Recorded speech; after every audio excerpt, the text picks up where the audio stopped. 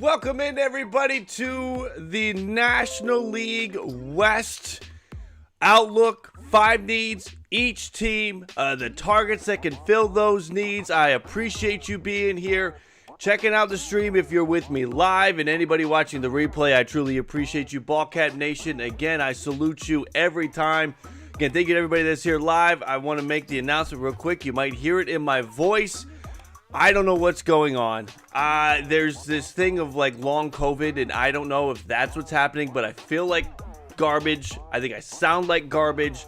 I apologize to anybody that might not be able to stand how I sound right now, but I am going to power through this. This is, unless things change, unless I miraculously feel better tomorrow, this will be the last live stream of the year, which is crazy.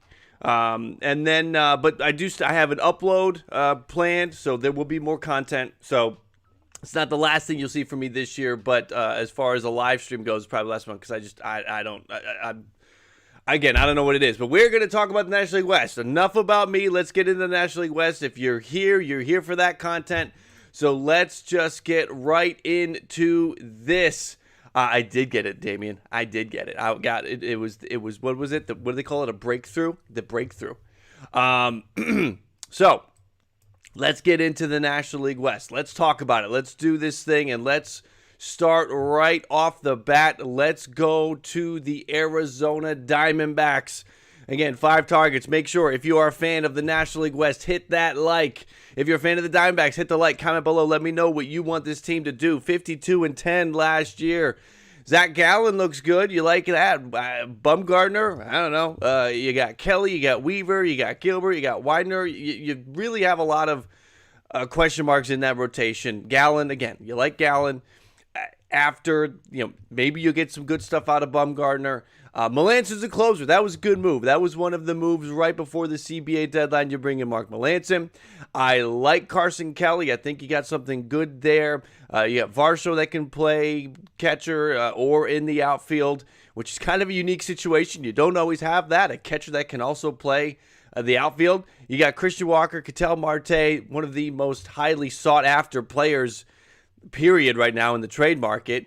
You had Nick Ahmed, an underrated shortstop, in my opinion. I think he's a quality shortstop. Then you got Rojas. Outfield is Peralta, Varsho, and Smith. And then DH is Luplow. Does Arizona look like some of these National League teams where they just fit in their extra guy, their utility guy at DH? Or do they go out and address that and go get a DH? So what do I have identified as the Arizona needs?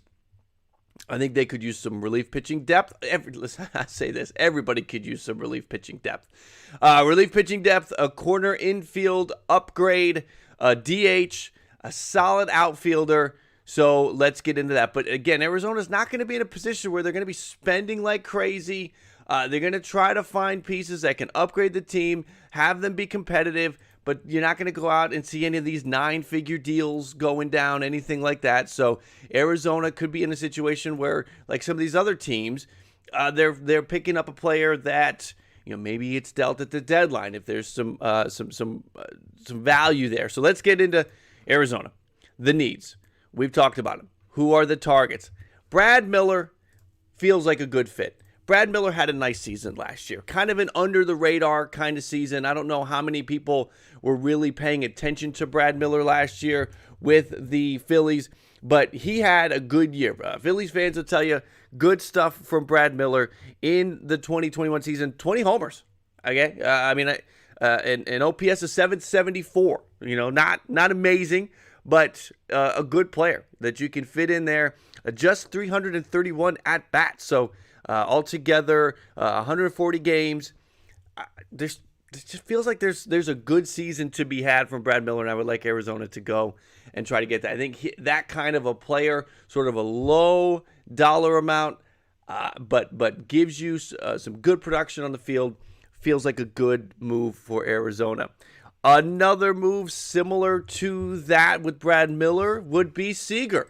All right, we talk about Kyle Seager. He needs to stay where it's warm, keep those joints nice and loose. If you put him in a cold weather climate, those joints are going to lock up. He's not going to be as valuable. Obviously, I'm a little tongue in cheek there, but I do think that Seager could be a 1 or a 2 year kind of guy. He could still give you 30 homers. Kyle Seager coming off a career high in home runs last year. So again, these are veteran players that a 1 or 2 year deal should do the trick, not a high salary demand, and you could deal them at the deadline. And again, following the track, we talk about how they need the outfield. So they need the DH, right? So we're addressing all the needs here. We're talking about how Arizona needs the DH. There's Kyle Seager. They could use a corner infield upgrade. Seager could go to corner infield, or you could have Brad Miller. Brad Miller could play multiple positions. Brad Miller could be over at first base for Arizona. So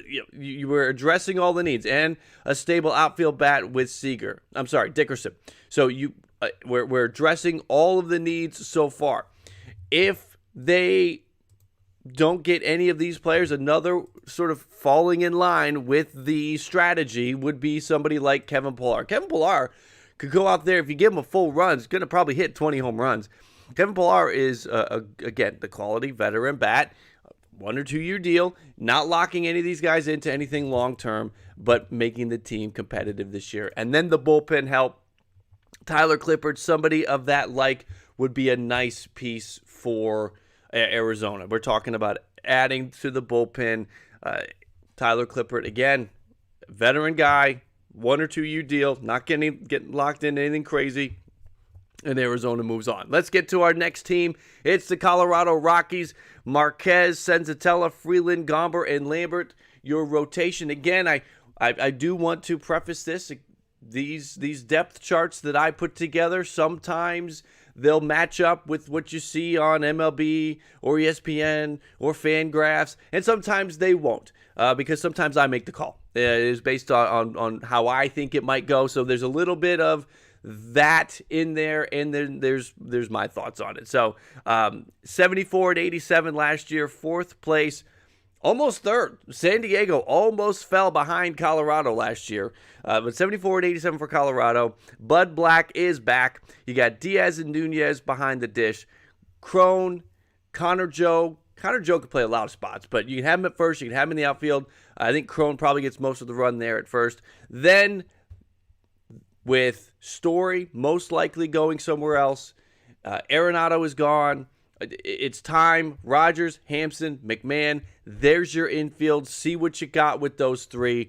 Rock and roll with those guys. Outfield might leave a little to be desired. Tapia, Blackman might be on his last year with the Rockies. Then Daza.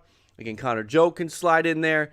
And DH, we have Hilliard as a potential fit there. So the Rockies certainly could use some upgrades. What do we identify as the Rockies' needs, in my opinion?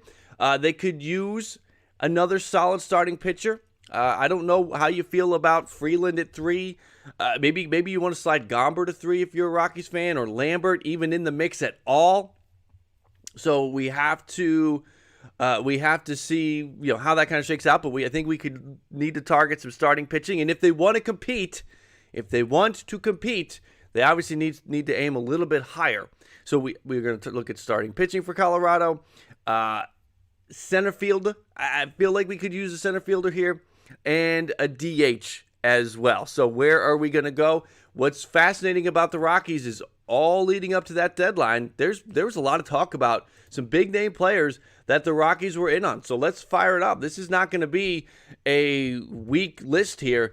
They're talking about bringing Trevor Story back. If you can bring Trevor Story back, Colorado, if you can do it, and you want to have plans to compete. They got the new GM in there. I guess, he was the interim GM last year, and now he's the full-time GM. He wants to secure his job. Can you bring Trevor Story back? If you can, that should be at the top of the list. After Trevor Story, they were also linked to Kyle Schwarber. How fun would it be to see Kyle Schwarber hitting bombs out there in Colorado at Coors Field? I think Kyle Schwarber could have a 50-homer season if he was healthy throughout a full 162 for Colorado. And there was talk that Colorado was in the mix, talking to at least Schwarber's people, and they were engaged in a conversation before the lockout. Does something happen there? Another player that they were linked to. And again, these guys fill the needs if they can get it done. Chris Bryant, is it a possibility? I think Colorado might surprise us and could snag one of these guys. I wouldn't bet money on it, but I also wouldn't be surprised if we're 10 days after the lockout is done and we hear Kyle Schwarber's going to Colorado.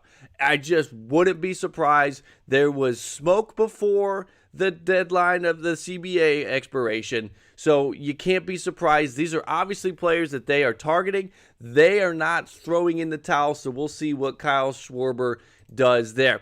We talked about pitching. If they do make a splash and get Kyle Schwarber, or they bring back Trevor Story, they have to pair that move with a good starting pitcher and then move everybody else down. Marquez, if you want Marquez to be your one, okay, you can sell me on Marquez being the number one, but everybody else needs to move down a spot. So you need to go get either another number one or number two. So Carlos Rodon, put him in the mix, put him in the situation, because you've got, if you're going to bring Story, Schwarber, or Bryant, or you go get another big-time bat, you better pair that with some pitching, because otherwise you're just wasting your time and wasting your money, because that pitching isn't going to get it done.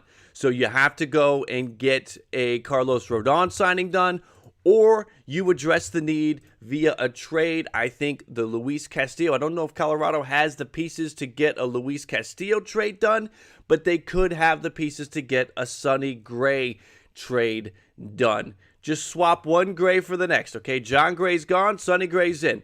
Do that if you're Colorado. If you really want to try to compete for the wild card. Because remember, when we come out of this lockout, there's a good chance, everybody, that they will have there'll be an extra playoff spot. And if there is, and Colorado feels like, hey, last year we weren't really that good. We feel like we could do better, and we were 74 and 87. We were just 7 games away, 6-7 games away from being a 500 team. Let's make some moves here. So we'll see what Colorado does.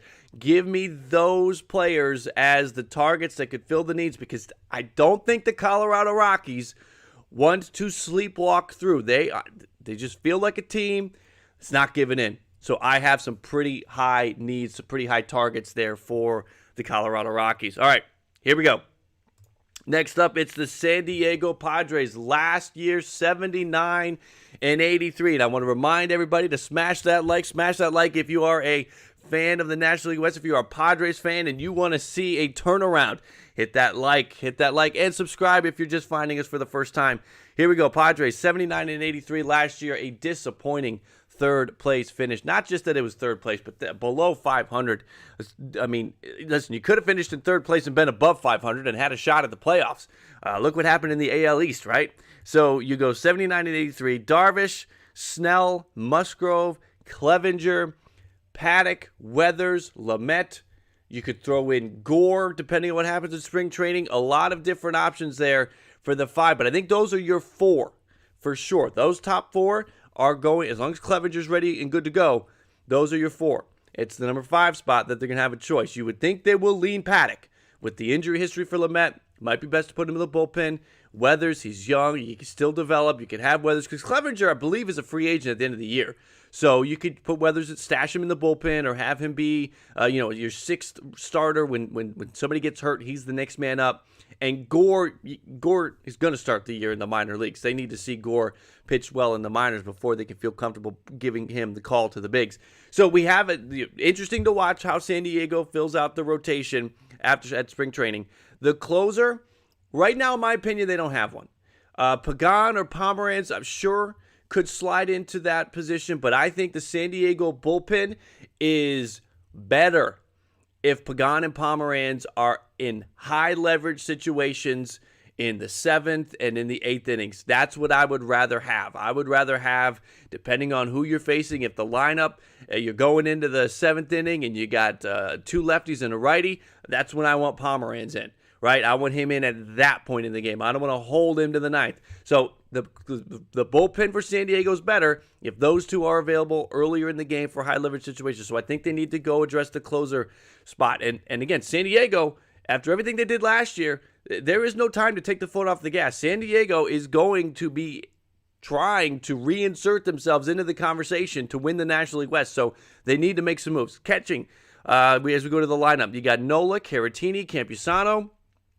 You've got and Caratini for Darvish, and then Nolan Campusano the rest of the way. Though I know Caratini, he's not that bad. You don't have to just hold him to the Darvish starts, but we can. That's a whole nother deep dive conversation if we ever do a deep dive Padres thing. Anyway, let's keep moving. Hosmer for first. Will he be on the team on opening day or will he be traded? That's a big question. Cronenworth, Tatis, Machado. You love the rest of that infield. That's fantastic. You put Cronenworth, Tatis, and Machado up against any other infield. I mean, even with Hosmer, San Diego has one of the best, if not the best, infields in baseball with those three. Really like Cronenworth. And obviously everybody loves Tatis, and I think Machado has grown into a star and a leader on the club. Profar, Myers, and Grisham. There's your problem. Profar cannot be your everyday left fielder.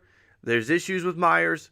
Grisham did not take the step forward that you were hoping for last year. And who's the DH? I don't know. Ha-Sung Kim? Who's going to DH? You might be in the best situation if you can move Myers to DH and then get two outfielders. So San Diego has some big needs, a big, tall task before them because they've already invested a lot of money in the team. So they need to make some moves. Let's talk about the needs I have identified for them: a left fielder, a DH, a closer. That is where I have sort of identified the needs. So let's get right into it. If you're going to try to win the West, you need to make a big impact. I don't care how you do it. Get Hosmer off the books. Nick Castellanos has to be at the top of the list at this point. He is the best bat that they could go and get. I would put him above Schwarber. I would put him above any of the other bats. I know Correa's still out there, but I with Tatis and his injury situation, I don't want Tatis running around in the outfield. I want Tatis at short and move on. So I want them targeting outfielders. In my opinion, Castellanos is the best outfield bat out there. San Diego, I don't know how you do it, but go get it done. We talk about the closer spot. They need a closer. The bullpen works better with Pagan and Pomeranz earlier, so make the trade for Kimbrel if you need to. You're only invested in 1 year with Craig Kimbrel if you make that trade. It's just 1 year.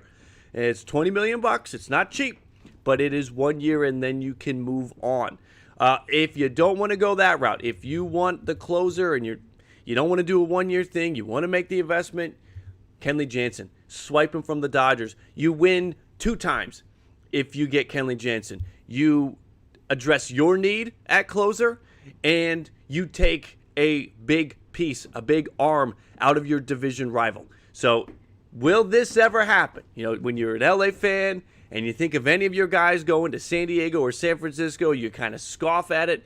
But crazier things have happened. San Diego has a need. If they're more aggressive than the Dodgers, I don't know what allegiances or what loyalty Kenley Jansen has to the Dodgers.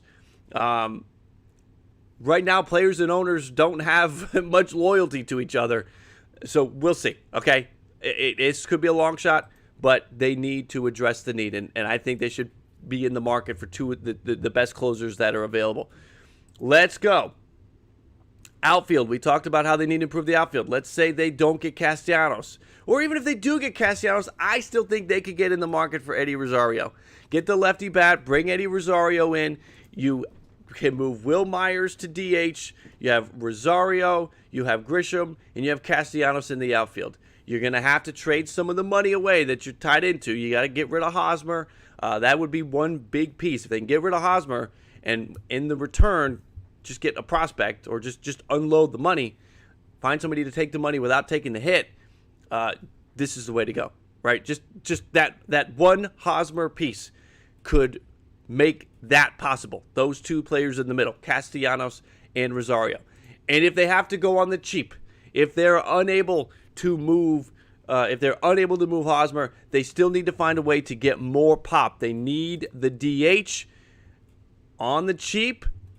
Seager feels like a nice cheap deal, 1 year, $5 million, something like that. I don't think Kyle Seager would cost a lot of money. He's got the 30 homer upside. I think you could see a decent run from Kyle Seager for a year at DH. I mean, and also if you give him 1 year, he's going to be playing for his next contract. So that would sort of line up. Now remember, A lot of times when we do this, we're just scratching the surface with these, right? You know, we're scratching the surface when we're talking about Castellanos getting that big impact bat. We're scratching the surface when we're talking about the closers. Make sure you go and get one of the best closers. So if you want to, if you don't like Seager, but you want to insert another veteran experienced bat that has a similar upside, you know, the 30 homer pop, and isn't going to cost a lot of money, insert somebody else there if you want, but that is the player that I identified that could fill the need. Let's get to the next team. We already did that. There we go. Let's get to the Dodgers. Here we go. Giants are next, Giants fans. Let's get to the Dodgers. 106-56 last year. Good enough for second place and a wild card berth.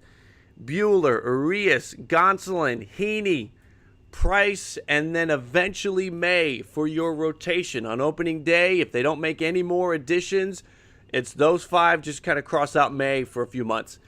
That's not going to get it done. Gonsolin cannot be your 3. Gonsolin has to be your 5. Price needs to be out of the bullpen. Heaney, I know Heaney.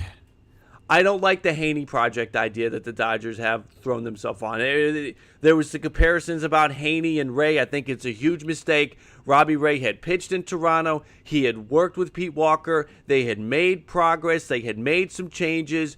Heaney has not pitched with this Dodgers coaching staff. They don't know anything about him. They're not able to work with him right now during the offseason. It just reeks of a mistake, the whole Andrew Heaney thing. Listen, if you want to give him the shot, you put him at the 5 and you run him out there in April and you give him 4 starts. And if he sucks, you move on because you got May coming back soon. Okay, but that's still, they have to address it. Let's see, closer is Trinan at this moment. I would put Blake Trinan in that role. The lineup, Will Smith, Max Muncy, Gavin Lux. The Turners on the left side. You got the outfield of Betts, Taylor, and Bellinger, and the DH is Pollock. The Dodgers were made for a universal DH setup. That looks good. You could run that out there right now, but there obviously are areas for improvement. Maybe you want Pollock still in the outfield. You want to have the ability to move around. I mean, after this, the bench, you're digging into Rios, you're digging into McKinstry, you're digging into those, and maybe you like those guys if you're a Dodger fan. Maybe you don't, but obviously if you had a situation where Taylor was back in his super utility role, playing everywhere, Pollock was in the outfield, and you open up a DH spot, things could be better. So let's get into the needs for the Dodgers. Where are we going for the Dodgers? Let's dive into it. Right off the bat, this is the player that the LA players started reaching out to to Friedman about after Seager went to Texas. He should be at the top of the list. You can make this work. I'm sorry, Gavin Lux. This means Gavin Lux is moving all over the place again. But you have Freddie Freeman at first. You can move Max Muncy to second. You don't know when Max Muncy is going to be ready to go anyway. And if Max Muncy ends up missing half of the season, then this sets you up. You're in a good spot. So I think Freddie Freeman is and should be at the very top of their list. As again, the Dodgers, their needs, we talk about 2 starting pitchers, relief pitching depth, first base or third base / DH, and a veteran bat. Those are the needs that I've identified for the Dodgers. After Freeman, which is obviously, I mean, listen, it makes sense. It's a no-brainer. The closer situation should be addressed, and if you got to bring back Kenley Jansen. I think Kenley Jansen, the teams that will be in for Kenley Jansen will either be division rivals or championship rivals, teams that they could meet in October out of the American League. So go and get him. Make sure he does not end up on another team that you then have to get past to either get to the World Series or win the World Series. I think it'd be important for the Dodgers to bring back Kenley Jansen. I talk about how they need pitching. Just make it work. Kershaw, 1-year deal. Make it work. Do it. Texas could come in there and offer a 3-year deal, and if Kershaw wants to pitch 3 more years, then great for him. He could go to Texas and do that thing.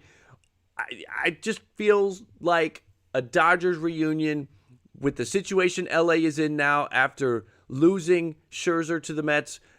You don't know what the future holds with Trevor Bauer, if he's ever going to pitch for the Dodgers again. I don't have him in the plans.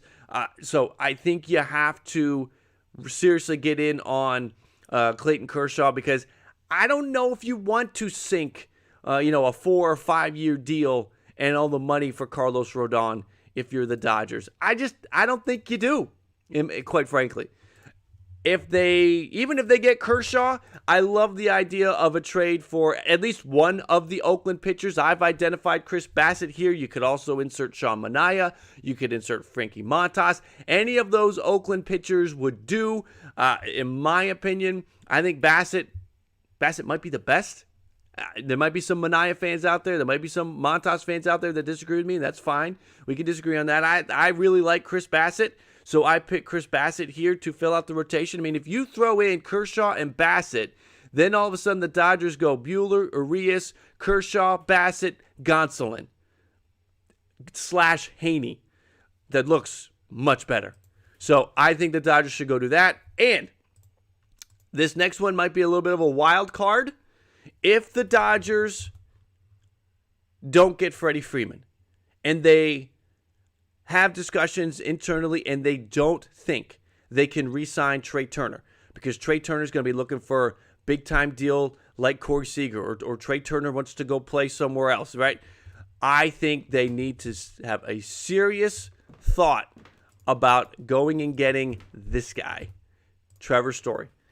You could run 1 year with Trevor Story and Trey Turner together, and then Trey Turner walks after next year, but you still have that impact middle infielder with Trevor Story to play shortstop. You can move him around to other positions, talk of him playing third, talk of him playing the outfield, so the versatility that he could give to you. Trevor Story should be on their radar. Now, will he be a piece that they're able to go and get? We'll see, because there are other teams where Trevor Story is higher up on the target list, right? With Seattle, he's at the very top spot.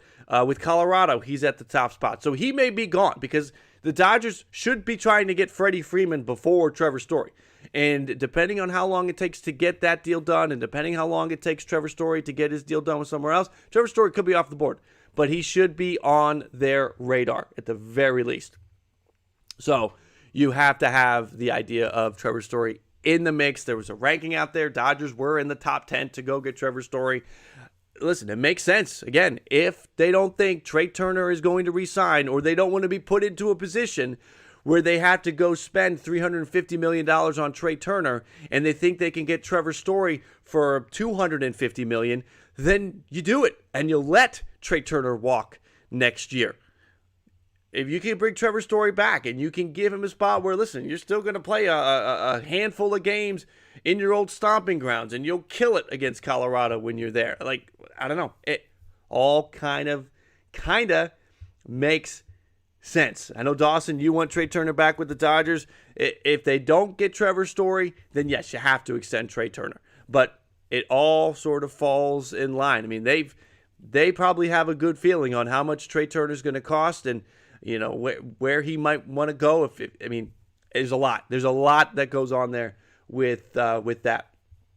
In the Freddie Freeman contract, the Dodgers could give Freddie Freeman that contract. We talk about the Braves not wanting to go the 6th year. The Dodgers could, especially if the NL gets the designated hitter. The Braves, Alex Anthopoulos might have been waiting to know for sure 100% that he's going to be able to utilize the designated hitter for the last year or two of that Freddie Freeman deal before they made him a 6-year offer. That could have been a factor that Anthopoulos was considering. So the Dodgers, there are the Dodgers' needs. Let's get to the biggest rival for the Dodgers, and that right now is the San Francisco Giants. 107-55 last year, first place. The rotation is being pieced back together with Webb, Desclafani, Wood, Alex Cobb coming over. Right now, the number 5 spot, you got Tyler Beede. That's not great, but it's coming together. I think there's still some more work to be done. And again, you like Webb at the top. He was great last year. Can he do it again is the question. Desclafani got destroyed by the Dodgers last year, so he's got to get it together, because he cannot be a top 3 in that rotation and getting rocked by the biggest rival every time out there. As far as the closer situation goes, you got McGee, you got Duvall. Which way do they go? They might play the matchups. you could see a situation where Duvall gets 20 saves and McGee gets 15 saves next year.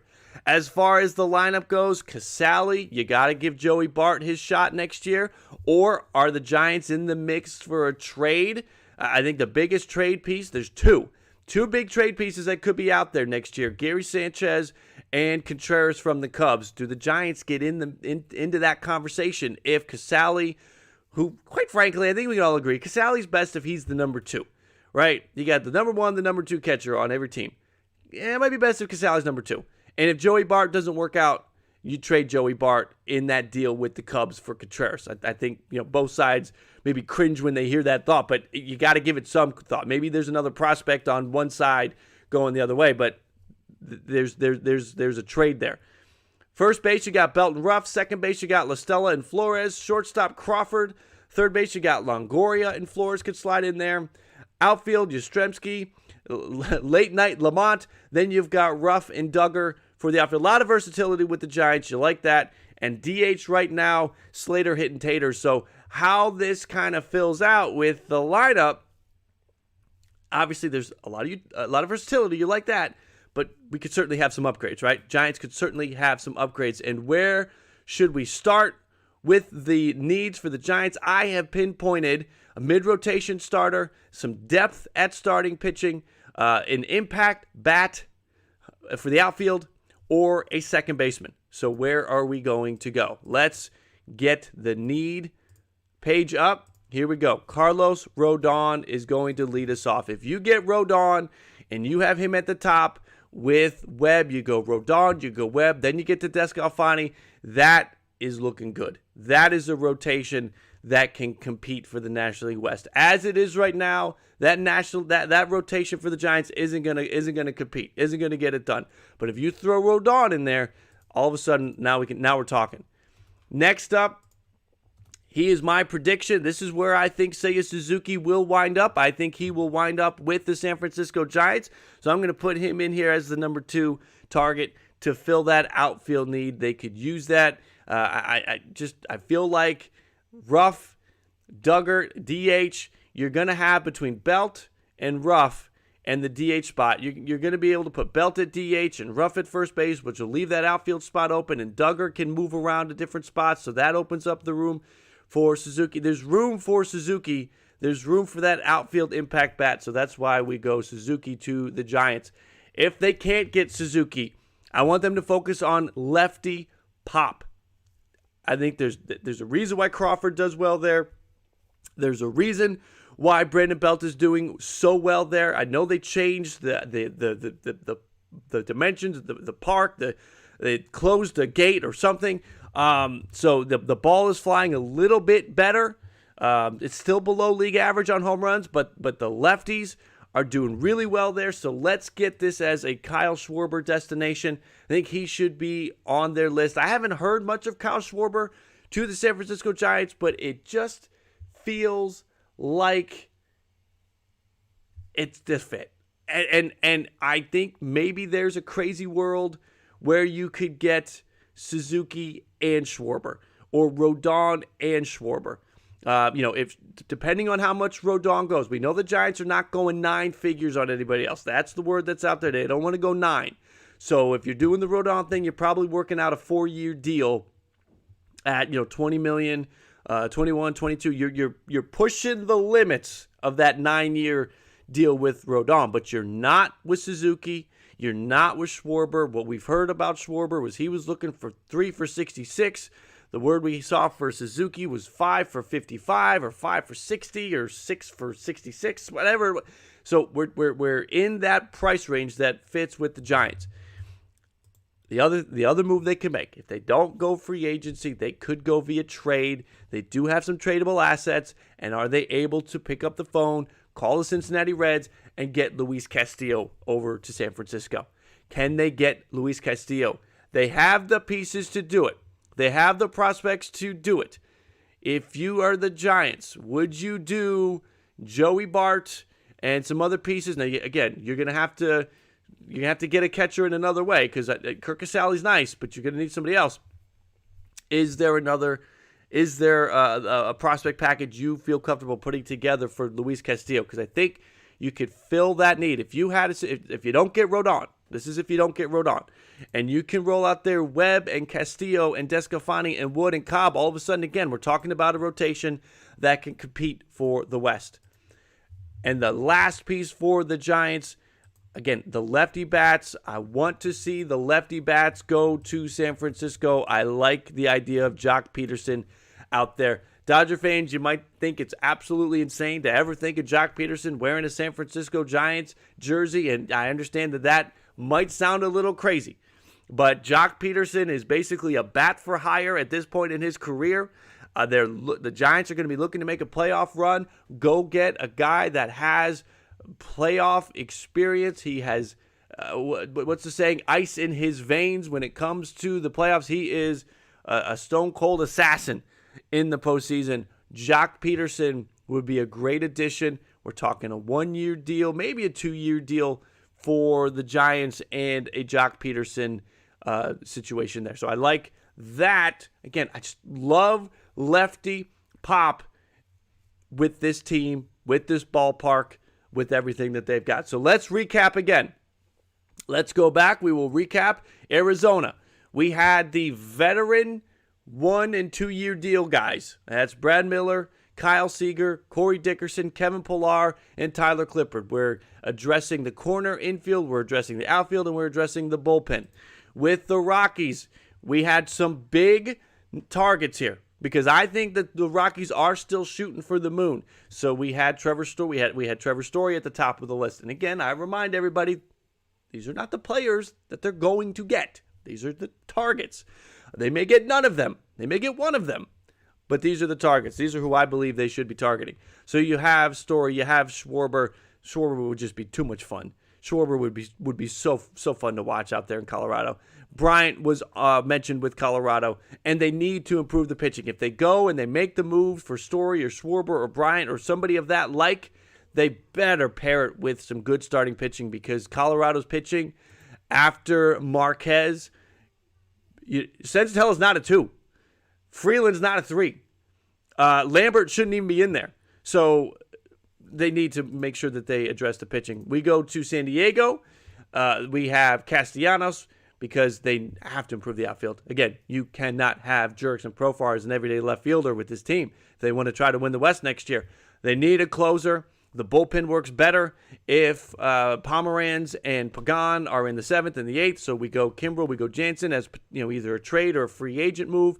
And then if you can't get Castellanos, go and make a move for Rosario or Seager. Matthew, thank you for becoming a member. Matthew, welcome to the Platinum Club. Welcome to the Platinum Ballcap Nation. I appreciate you, Matthew. Thank you for that, Matthew. And there will be, for all of my Platinum members that might be here, there will be one more this month.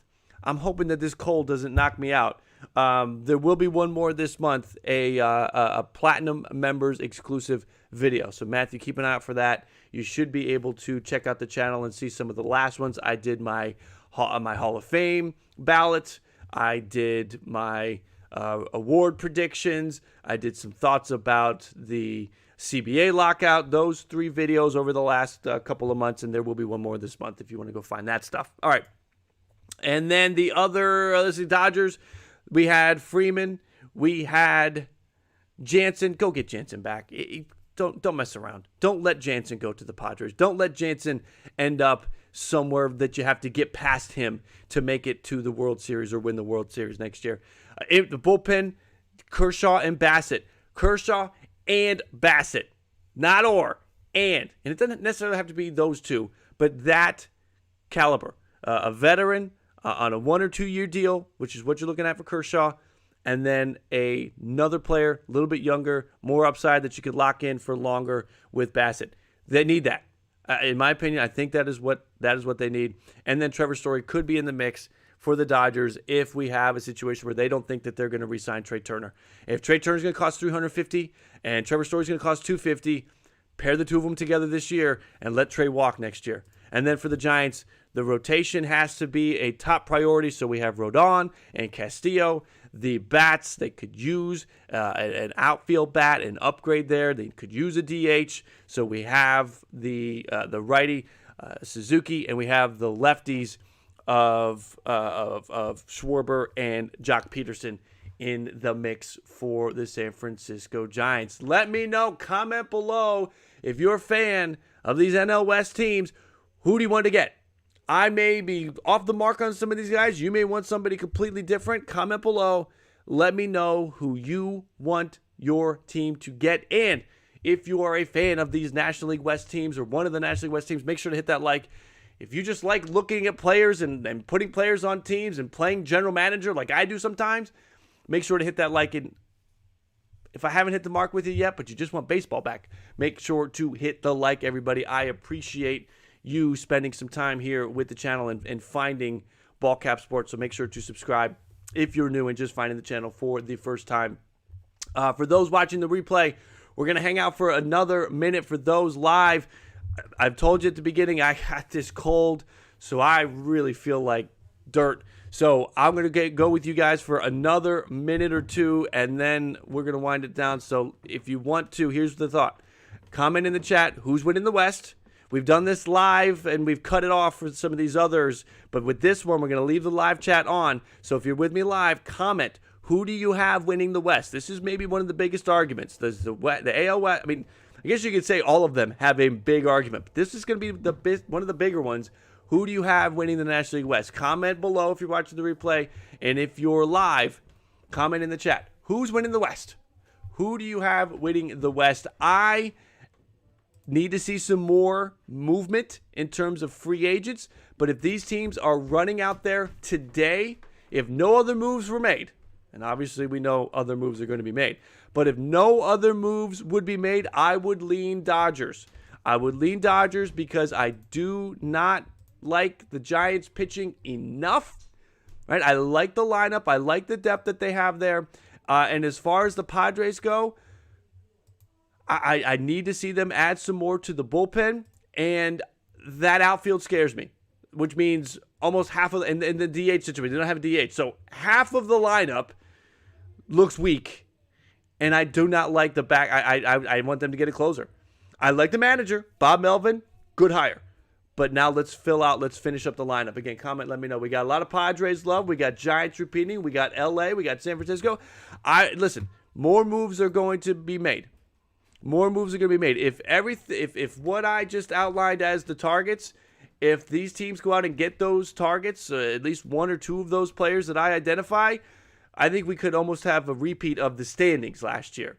Giants or Dodgers, 1 or 2. Padres right behind at 3. All 3 of them over 500. So I think you'll have 3 teams out of the West make the playoffs next year if these teams are able to do, again, address the needs and grab 1 or 2 of the targets that I have identified. A lot of Dodgers there for, again, who is going to win. The Dodgers are the Yankees of the West. I mean, that's kind of what it feels like. I agree with you on that. It's in terms of the money that they could spend, right? The Dodgers could certainly spend more money than the other. But I mean, they're in LA, right? That's the number 2 market in the country. So I mean, and their owner situation and the money that's coming in.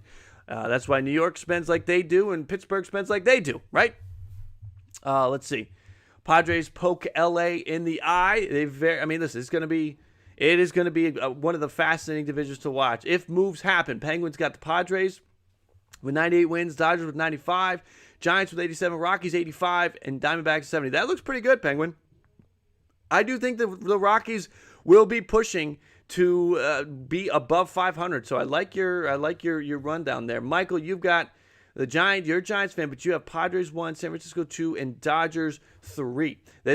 I have a feeling in that scenario, if that's how it played out, the records are going to be close. All 3 of them probably over 90 wins, like 93, 92, and 91. How many wins will the top team have? I think the top team will have 100 wins. Now, here's the thing. We got to remember what happened last year, right? Obviously, the Dodgers on paper, when you entered the year, you were like, here we go. This. Do we even need to play the season out? But then you had, Seager got hurt and missed a substantial amount of time. Kershaw got hurt, made 2/3 of the starts you would expect him to make. You had I'm forgetting what else you had to happen. You had Seager go down. You had Kershaw go up. The Bauer thing. So you lose the Bauer. You didn't have him. So the Dodgers on day one looked pretty good. By the middle of the season, started to look kind of dicey. So they make the trades. And they get Trey Turner and Max Scherzer. And you're like, here we go. We fixed the problem. And then they get into the postseason. But at that point, the Giants had turned into this juggernaut. And though the Dodgers got past the Giants in the postseason, the Giants certainly were haunting the Dodgers from the grave in the NLCS with how hard the Dodgers had to play to get past the Giants. I mean, that should have been the NLCS. In a perfect world, Dodgers and Giants should have been the NLCS. The teams with the two top records should have been playing at least in the NLCS. And it just wouldn't, the playoff seeding is not how it works, not how it goes. So the Dodgers basically played the NLCS before they played the Braves. And Scherzer was not the same. The Giants, who had owned both Turners all year long, continued to own them in the DS, which then they continued to struggle in the NLCS. So the Giants got to the Dodgers. So you look at it, we look and see what's on paper, and you can make an assumption based on paper, but then they got to go out, they got to play the games, they got to be healthy. All sorts of different variables work their way into the equation, and things change no matter what's on. No matter what's there. LA, exactly 757. LA still won 106 games. And Cody Bellinger sucked, by the way. That's the other thing. The Dodgers, with so much adversity, won 106 games with a crummy Cody Bellinger, Kershaw missing games, Bauer going on administrative leave for half of the year, Seager missing time. And yes, they still won 106 games. Very impressive. Very impressive. If they want to get back to that level, which I think they will, and again, it's why I will, at this point right now, if no moves are made, the teams that we just outlined, I will pick the Dodgers. But that doesn't mean that the Giants and Padres don't make the playoffs. And all you got to do is make the playoffs. If you're playing fantasy football right now, you understand. All you got to do is make the playoffs. It's how it works in everything. Make the playoffs because you can have a good week. You can have a good series. You can have a good couple games and flip things upside down. All right, everybody, I truly appreciate you hopping in here. We're at about the 48-minute mark. I am going to wrap this up. Again, unless I miraculously feel better or whatever, this is probably the last live stream of the year. But I'll be back on Monday after the new year. We'll be back at 11 a.m. on Monday after the new year. Keep an eye out because I do have at least one upload teed up, ready to go. It'll either be tomorrow or Friday, going through my top 10 cards that I collected, sports cards that I collected in 2021 on a budget. So it is, I think a lot of us are working on budgets, right? So this is my top 10 card collection from 2021 on a budget. So I'm going to share my top 10 cards with you. That is going to be available. Again, I'll either upload it tomorrow or Friday. Just putting some final touches on that. So keep an eye out for that.